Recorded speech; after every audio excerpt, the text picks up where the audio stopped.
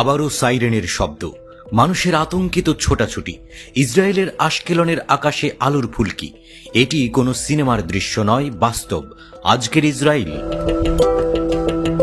কমাস আগের ভয়াবহতা যেন আবার ফিরে এসেছে। শুক্রবার আবারও উত্তপ্ত হয়ে উঠেছে গাজা ইসরায়েল সীমান্ত।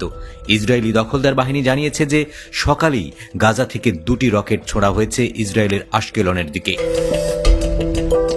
ইসরায়েলি চ্যানেল 12-এর প্রতিবেদন অনুযায়ী এই 2টি রকেট গাজা উপত্যকার উত্তরের অংশ থেকে নিক্ষেপ করা হয়। তবে ইসরায়েলের অত্যাধুনিক আকাশ প্রতিরক্ষা ব্যবস্থা আয়রন ডোম এই 2টি ক্ষেপণাস্ত্র সফলভাবে আকাশেই ধ্বংস করে দেয়।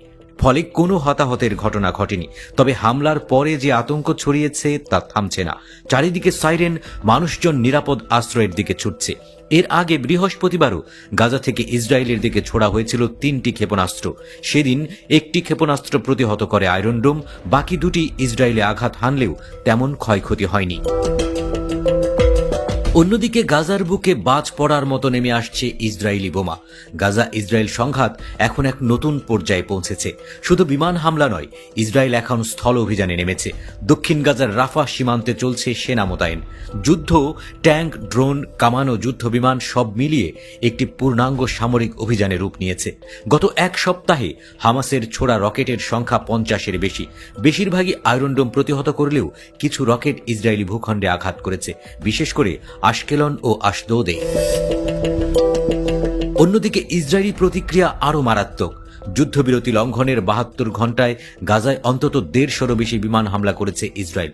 ইসরায়েল দাবি করছে হামাসের অস্ত্রাগার, সুড়ঙ্গ এবং রকেট লঞ্চার তাদের টার্গেট। তবে বাস্তব চিত্রটা বিভীষিকাময়। এই বোমা পড়ছে হাসপাতালের পাশে, স্কুলের কাছে, এমনকি জাতিসংঘের আশ্রয় শিবিরেও। নিহতের সংখ্যা 1000 ছাড়িয়েছে। গাজার স্বাস্থ্য মন্ত্রণালয় বলছে নিহতের 1/3 শিশু। ইসরায়েল নিঃসন্দেহে প্রযুক্তিগতভাবে অনেক এগিয়ে। আয়রন ডোম, হাইটেক ড্রোন, স্যাটেলাইট নিয়ন্ত্রিত অস্ত্র এবং যুক্তরাষ্ট্রের কাছ থেকে সরাসরি সাময়িক সহায়তা, এই সবই তাদের বিশাল সুবিধা দেয়। কিন্তু হামাসও এখন আর 2006 সালের সেই সংগঠন নয়। তাদের হাতে এখন দীর্ঘ পাল্লার রকেট, সুড়ঙ্গ ব্যবস্থার অভাবনীয় জটিলতা এবং শহুরে গেরিলা যুদ্ধের কৌশল। তারা সীমিত অস্ত্র নিয়েও ইসরায়েলকে ব্যস্ত করে রাখতে পারছে।